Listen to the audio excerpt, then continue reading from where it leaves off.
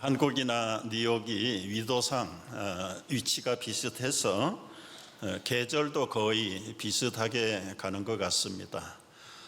캐나다는 지금 폭설이 온다는 사진을 찍어 보낸 분도 있고, 한국은 이미 눈이 내렸는데 이제 우리가 사는 뉴욕은 오늘 지금 조금씩 내리고 첫눈이 내리고 있습니다. 이제 계절이 바뀌어가는 시기도 한국이나 여기나 비슷한데, 그 곱고 고운 단풍들이 다 떨어져 나가고 이제 앙상한 나무가지들이 서 있는 모습을 볼 때 갑자기 외로움이라는 단어가 생각이 나고, 또 그럴 때는 여지없이 우리 학창 시절에 읽었던 우리를 슬프게 하는 것들, 안톤 시낙이라고 하는 독일 스필거가 쓴 글이 생각이 납니다. 우리를 슬프게 하는 것들, 울고 있는 아이의 모습은 우리를 슬프게 한다. 정원의 한 모퉁이에서 발견된 작은 새 시체 위에 초가들의 따사로운 햇빛이 떨어져 있을 때 도대체 가을은 우리를 슬프게 한다. 가을비는 쓸쓸히 내리는데 사랑하는 이의 발길은 끊어져 홀로 있을 때, 공동묘지를 지날 때 문득 여기 15살의 어린 소녀 클라라가 잠들다라는 묘비를 읽을 때 우리는 슬프게 한다. 아니, 목사님도 슬픔이 있으세요? 저도 많이 외로움을 타는 사람 중에 한 사람입니다. 가을이 되면 대부분의 사람들이, 특별히 남성들이 외로움을 많이 타는 계절이라고 합니다. 나이에 관계없고요. 과거에는 나이가 드신 분들이 외로움을 많이 탔는데 요즘은 어린아이들도 외로움을 타는 세대가 됐다고 합니다. 모자란 것이 없는데 그 외로움은 도대체 뭘까? 외로움이라는 말을 꺼내고 보니까 한국의 정호승 시인이 쓴 시 한 편이 생각이 납니다. 우리 수선아에게라는 시인데 한번 여러분 감상해 보시기를 바랍니다. 수선화에게, 정호승. 울지 마라, 외로우니까 사람이다. 살아간다는 것은 외로움을 견디는 일이다. 공연히 오지 않는 전화를 기다리지 마라.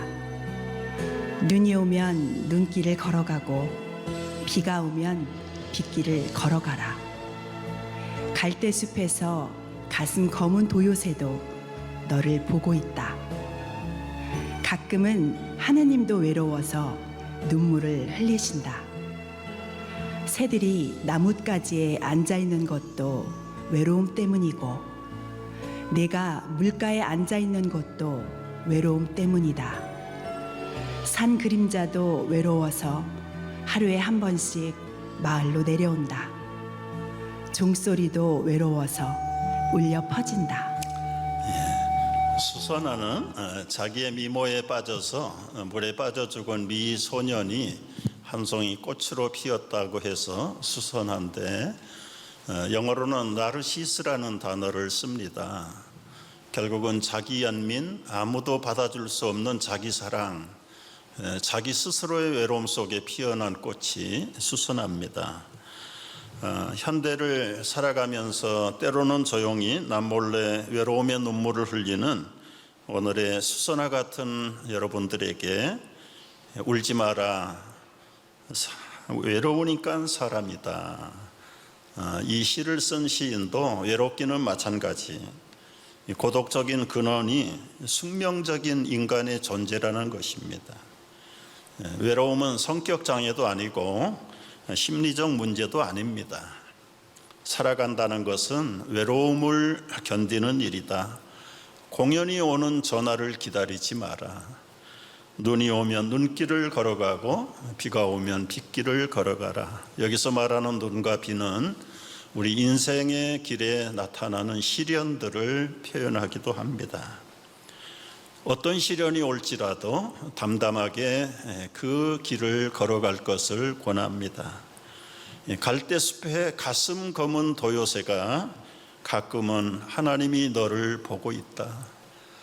아무도 보지 않아주는 것 같은 외로운 사람이지만 그러나 숲속에서 가슴 검은 도요새가 여러분을 지켜보고 있다. 뭔가를 좀 외로움을 나누고 싶은 재밌는 표현이지요. 하나님도 외로워서 때때로는 눈물을 흘리신단다. 산 그림자가 외로워서 하루에 한 번씩 마을로 내려온다. 참 시인들은 그들만이 발견할 수 있는 이런 시적인 감각이 뛰어난 사람들이라 시인이 되는 것 같습니다. 가을이 되면 왜 사람이 외로움을 탈까? 그래서 제가 좀 찾아봤는데요. 우선은 성격도 아니고요, 환경도 아니고 결과적으로 일조량이 짧아지면서 이 태양에서 오는 그 영양분을 충분히 받는 시간이 줄어들어 가지고 이 남성 호르몬이 감소된답니다.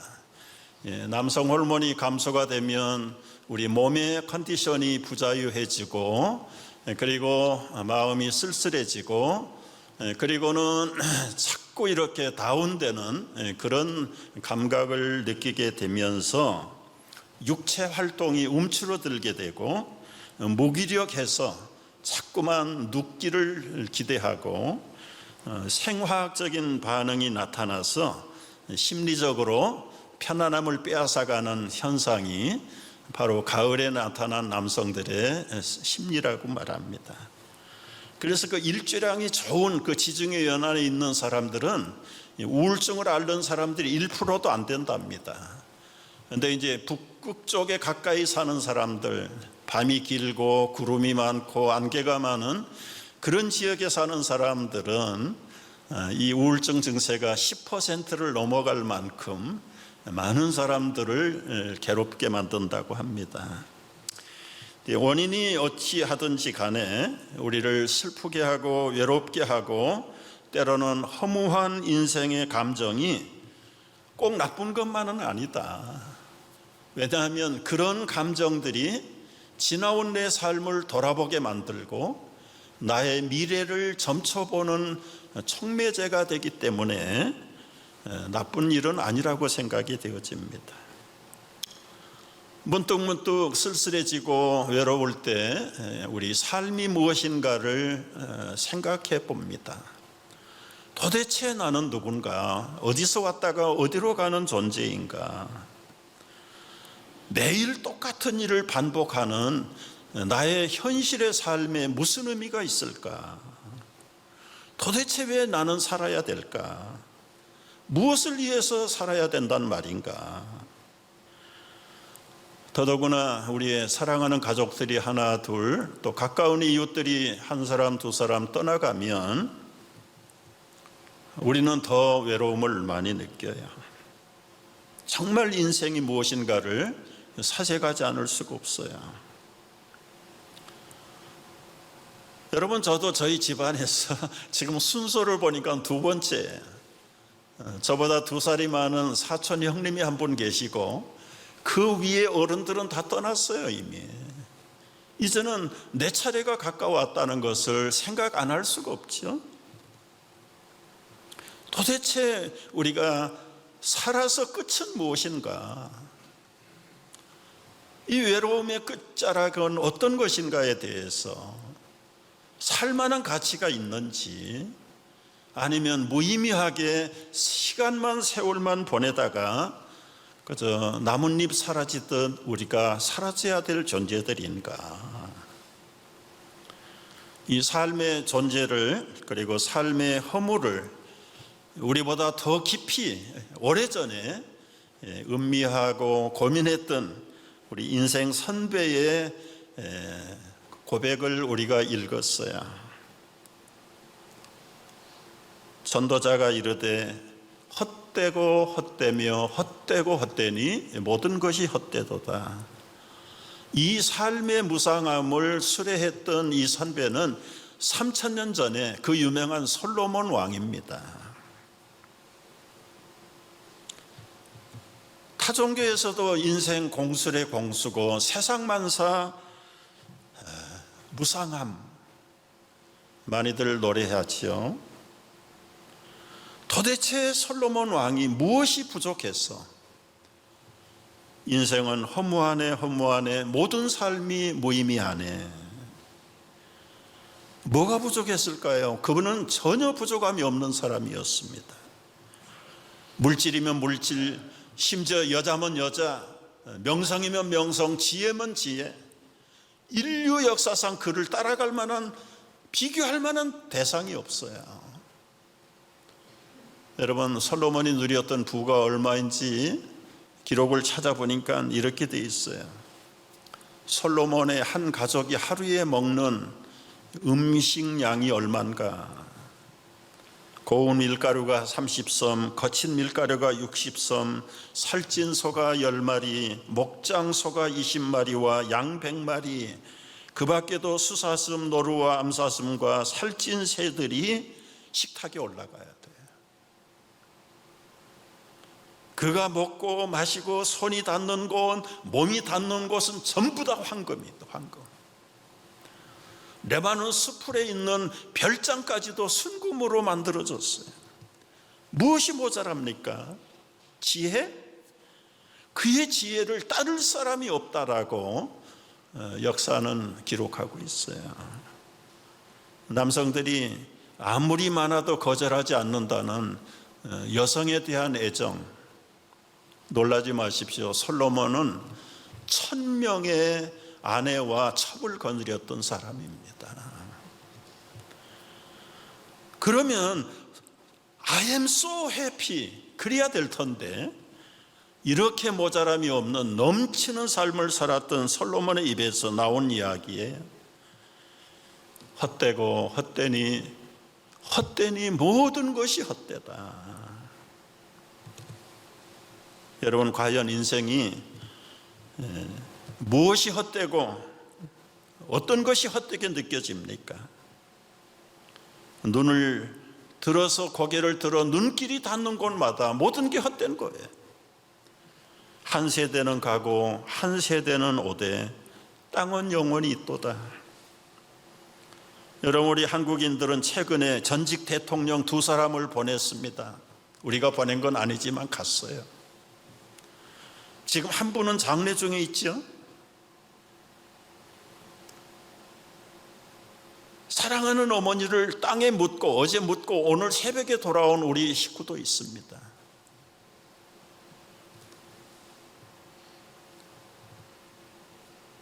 여러분들은 이런 현장을 바라보면서 우리 어떤 가정은 정말 눈에도 아프지 않을 그런 아들, 딸들을 먼저 앞세워버리고 정말 살아있는 것이 부모로서의 의미가 없다는 것을 환멸을 느끼며 살아가는 그런 가정도 있어요.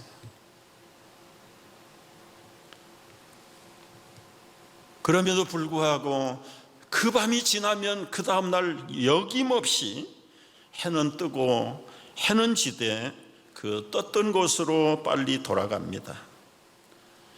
바람도 남으로 북으로 정처 없이 불다가 다시 불던 곳으로 돌아갑니다. 모든 물은 흘러 바다로 가지만 그 바다를 다 채우지도 못하고 강물은 한없이 이어져 가고. 여러분, 우리 인생의 삶이라는 것이 이미 있던 것 사라지고 다시 나타나고 해 아래 새 것이 없다, 새 것이 없다. 인생 만사를 살펴보니 만물이 피곤할 뿐이고 이 삶에는 만족이 없구나. 여러분, 땅땅거리고 큰 소리 쳤던 세상에 출세했다는 사람들, 조금만 시간이 흐르면 아무도 기억해 주는 사람이 없고, 보라, 새 것이라 할 것이 하나도 없구나. 이러다가 나 약 먹어야 되는 거 아닌가? 정신병원에 가야 되는 게 아닌가? 그래서 많은 사람들이 잘못될까 봐 술을 마셔요. 쾌락을 추구합니다. 나름대로 목표를 세우고 도전합니다. 그들의 영원한 꿈들이 이루어지는 것이 허무한 인생, 그리고 무의미한 인생을 보상해 줄까요? 젊어서는 키재기 해보지만 조금만 나이가 들어가면 다 평준화돼 버려요.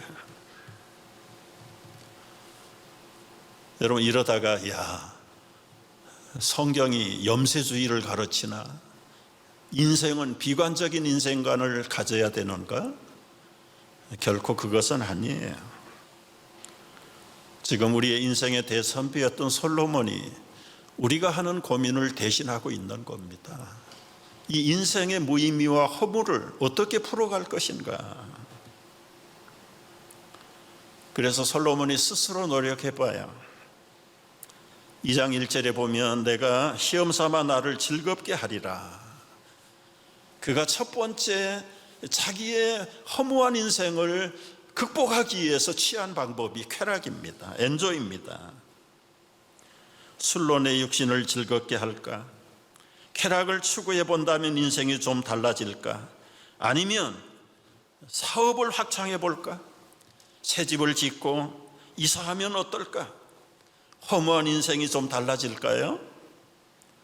과수원도 만들고 하인들을 고용하고 소떼 양떼를 늘리면 금은 보화를 마구 사들이고 고상하게 노래하는 전속 가수들, 무용하는 무용단들을 자기 집에다가 전속으로 하이어하면서 날마다 때마다 밤마다 춤추며 마시며 파티를 열고 연락하며 살아보았는데 어떻습니까?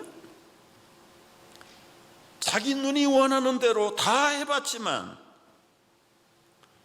2장 11절 보니까요, 그 후에 본즉 내 손의 모든 수고가 헛되고 바람을 잡는 허무한 일뿐이었다라고 수레합니다.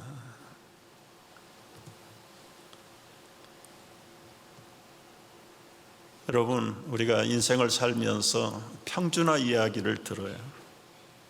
이미 나이가 드신 분들은 여러 번 들었던 이야기입니다.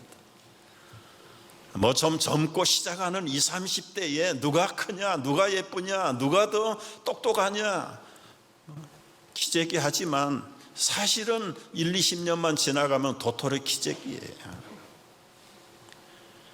40대 들어서 보세요. 그 젊고 싱싱하던 젊음의 청순미는 다 사라지고 너도 엄마 나도 엄마, 그리고는 50대가 되면 다 아줌마가 돼요.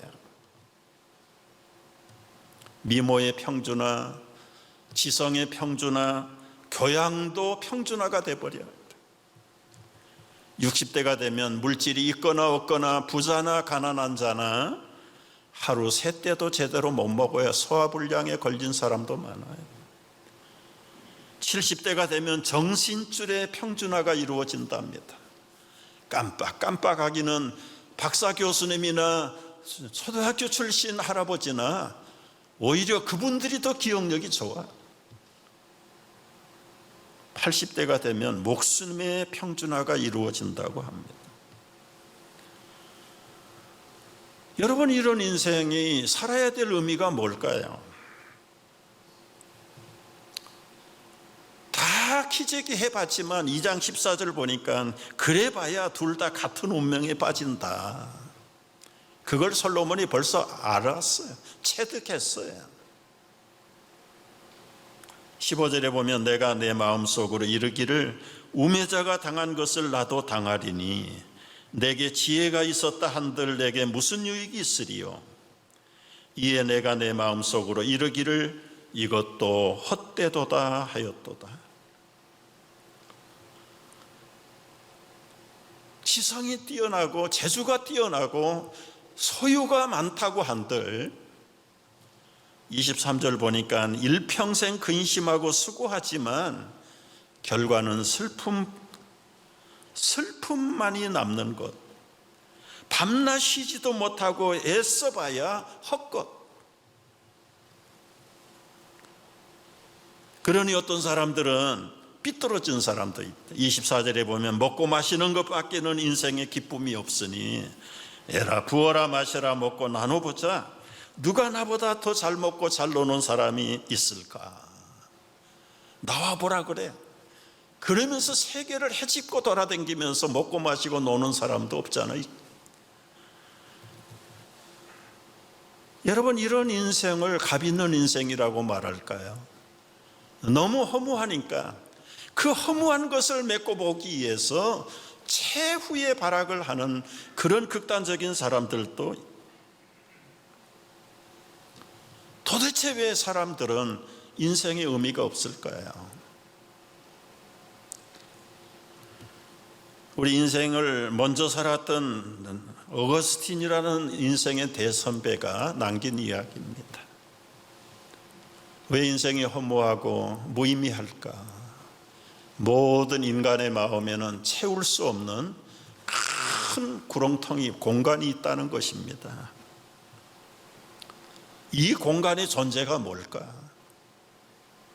채워져야 하는데 그 채움이 있어야 될 그 공간이 비어져 있기 때문에 사람은 한없이 그 빈 공간을 메꾸기 전에는 의미를 깨닫지 못하고 허무하고 외롭고 쓸쓸하고 언제나 비관적인 삶을 살 수밖에 없다.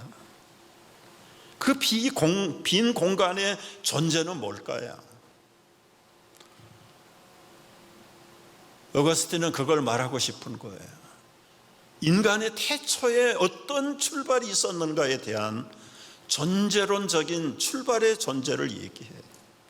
하나님이 사람을 창조할 때 하나님의 형상대로 지으셨다.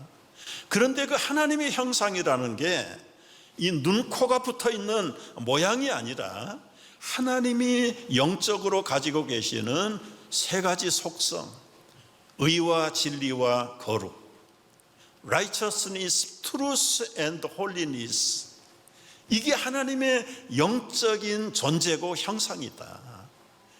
진흙으로 빚은 아담 속에 이 하나님의 형상을 깊숙하게 집어넣었어요. 이 의와 진리와 거룩함으로 충만한 인간은 어떤 인간인가? 그야말로 슈퍼 휴머니즘, 하나님과 대화가 가능하고 하나님과 교제가 통하는, 하나님 버금가는 고단위의 고지성의 초대적인 권능을 가진 존재로 첫사람 아담을 만드셨어요. 불행하게도 하나님이 주신 자유의지를 잘못 선택하고 잘못 행동하고 결정함으로 하나님의 약속을 어기고 죄를 범할 때 이 의와 거룩과 진리가 산산조각 깨져버렸습니다.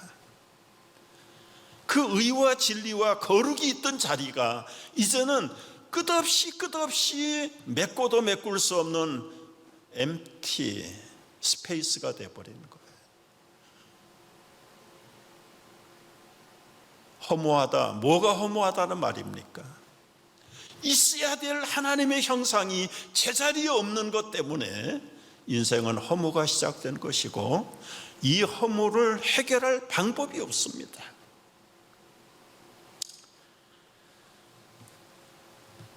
똑똑한 시대에 똑똑한 사람일수록 이 허무한 빈 공간을 메꾸겠다고 최선의 노력과 학문과 사상을 연구해서 나온 가짜 빈 공간의 채움이 무엇입니까? 양심회복, 도덕재무장, 사회정의, 휴머니즘, 유토피아, 지상낙원, 샹글리아. 여러분, 아무리 단어가 세련되고 고상한 단어일지라도 뚫려있는 영혼의 빈 공간을 이런 유사품으로는 채울 수가 없어요. 만족이 없어요. 왜 채워지지 않습니까? 밑바닥이 깨졌는데 무엇을 채운들 담길 수가 있을까요? 일생을 해보세요. 교육으로, 도덕으로, 때로는 선한 행실로 해보세요. 채울 수 없습니다. 채우면 채울수록 헛되고 헛되니 만사가 헛되도다, 이 결론밖에 나올 게 없어요.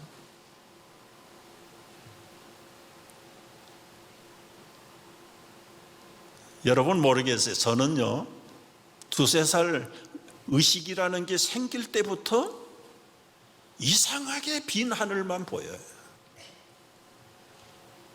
고향 땅이 어딜까? 저 하늘 끝다운 저기가 거긴가?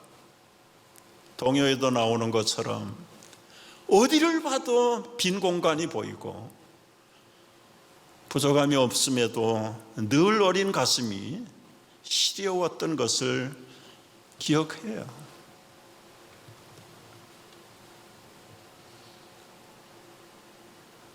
(18살) 고등학교 3학년 때 폐결핵을 앓으면서 채울 수 없는 빈 공간이 무엇이라는 걸 그때 알게 됐어요. 하나님의 형상이 사라진 자리, 그것은 세상의 어떤 것 가지고도 메꿀 수 없다는 것을 알았어요. 하나님이 보내신 하나님의 사람 예수 그리스도만이 내 인생의 빈 공간을 메꾸실 분이라는 것을 확실하게 깨닫게 됐어요. 여러분, 이 빈 공간을 수많은 사람들이 자기들의 노력으로 메꾸려고 그래요. 사업을 잘해서 부를 거머쥐면 그 빈 공간이 메꿔질까요? 인기 스타가 되고 서치라이트를 받고 수많은 군중들의 박수갈채를 받으면 그 자리가 메꿔질까요? 돌아서면 더 쓸쓸하고 더 외롭고,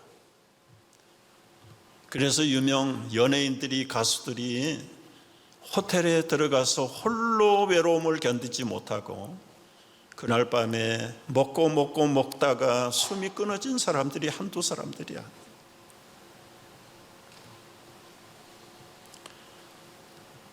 여러분, 남몰래 지금도 외로움을 되씹고 있는 우리 친구들, 이웃들, 여러분들, 이 삶의 원인, 빈 공간의 원인이 무엇인가? 내 삶의 무의미와 허무의 빈 공간을 이제 우리가 보았어요. 여러분, 아무리 자식 딸 놓고 좋은 환경, 좋은 학벌 만들어 봐야 그거 채워지지 않습니다.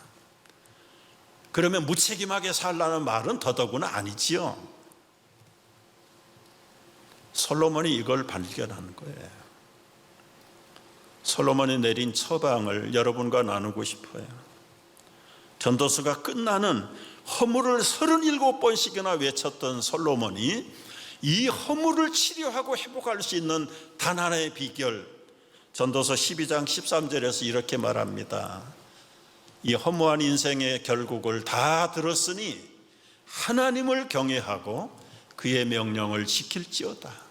이것이 모든 사람, 빈 공간을 메꾸지 못해서 허무하고 외롭고 쓸쓸하고 니얼리즘에 빠져있는 인생들의 본보는 하나님의 명령과 말씀으로 채우는 길밖에 없다. 이것이 오늘 여러분들을 굳이 초청하고 싶은 목표예요. 여러분, 이제 시간이 지나가면 갈수록 우리들의 남은 생애들은 짧아질 것입니다.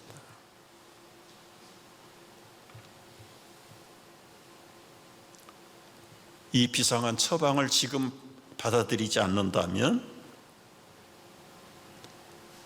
영원히 군중 속의 고독은 해결되지 않을 것이고, 사람 위에 사람 옆에 있어도 사람은 외롭고 거리가 멀어질 것입니다.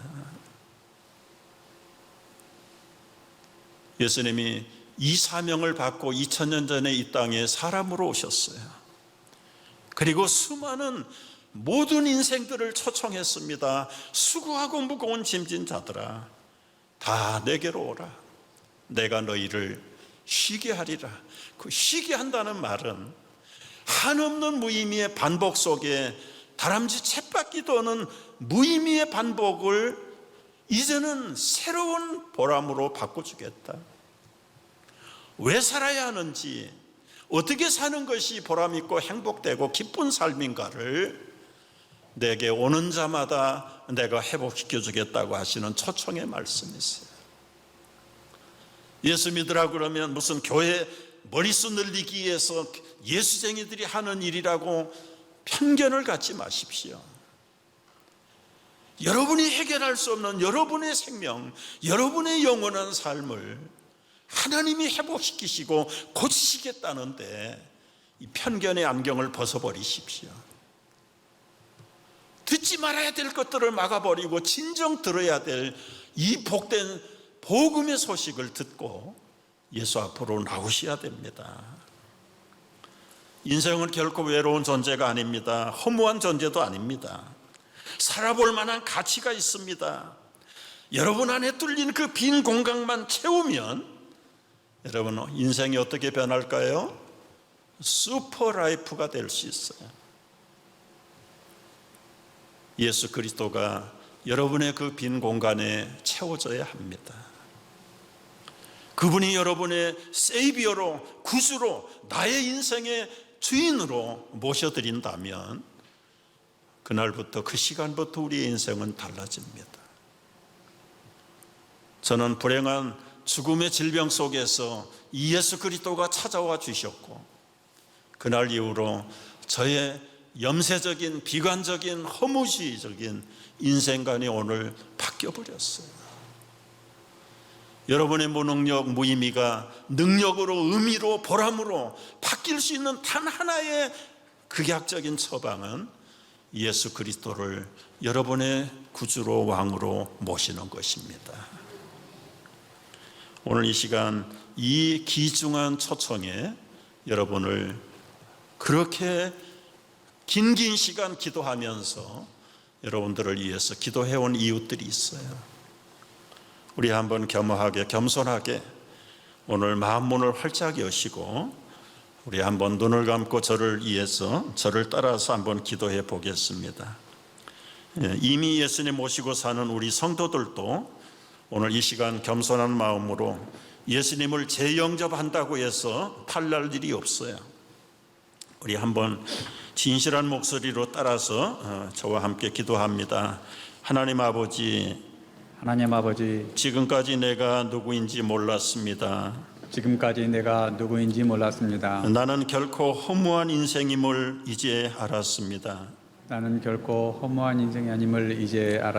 하나님께서 내 인생의 창조주인 것을 깨달았습니다.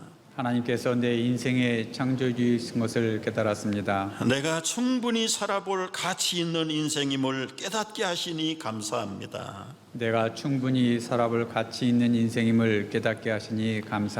지금 이 시간 내 영혼의 빈 공간에 예수님을 나의 구주로, 나의 왕으로 섬기고 싶습니다. 내 안에 들어오십시오. 그리고 나를 당신의 자녀로 받아 주소서. 예수님의 이름으로 기도합니다. 아멘. 아멘. 아멘. 아멘.